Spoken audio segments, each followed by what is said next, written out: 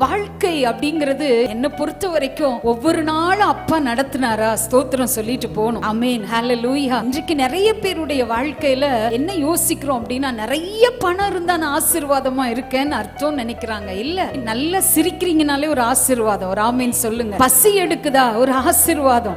ஆமென், ஹல்லேலூயா.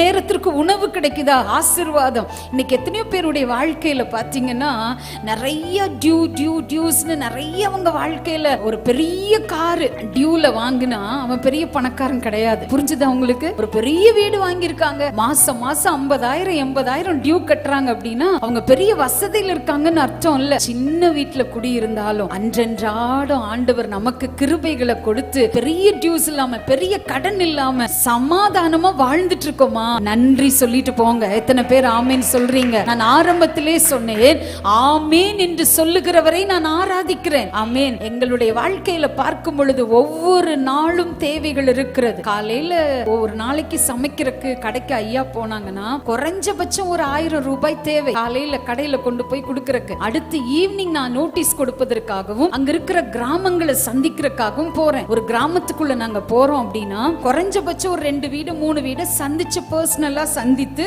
ஜெபித்து வருவது உண்டு. அப்படி ஒரு நாளைக்கு எவ்வளவு தெரியுங்களா செலவாகுது? 700 ரூபீஸ் செலவாகுது சாயந்தரத்துல மட்டும். குறைஞ்சபட்சம். அப்ப எங்களுடைய பர்சனல் செலவு கணக்கு போட்டுக்கோங்க. ஒரு நாளைக்கு 2000 ரூபாய் இருந்தாதான் குடும்பத்தை நடத்த முடியும். மற்றபடி சர்ச் வாடகை, எங்களுடைய வீட்டு வாடகை, என் பிள்ளைகளுடைய படிப்பு செலவுகள், மற்ற உதவிகள், எத்தனையோ காரியங்கள் இருக்கிறது. எத்தனையோ ஆண்டவர் எப்படி நடத்துறாருன்னா, ஆமேன் என்பவரை நாங்கள் ஆராதித்துக் கொண்டிருக்கிறோம். ஆமேன். எத்தனையோ தேவைகள் இருக்கிறது, கஷ்டங்கள் இருக்கிறது, சரீரத்துல பலவீனங்கள் இருக்கிறது, பாடுகள் இருக்கிறது, நெருக்கங்கள் இருக்கிறது. அவைகளுக்கு மத்தியிலும் ஆமேன் என்பவர் நடத்துகிறார். ஏனென்றால் என் வீட்டின் தலைவர், நான் போதகனை சொல்லுவேன், அவர் கரங்களை உயர்த்தி ஸ்தோத்திரம் பண்ணும் பொழுது பரிசுத்த ஆவியில் நிரம்பி தீர்க்க தரிசனத்தோடு தேவனை ஆராதிக்கும் பொழுது என் குடும்பம் பரிசுத்த ஆவியால் நிரப்பப்படுகிறது.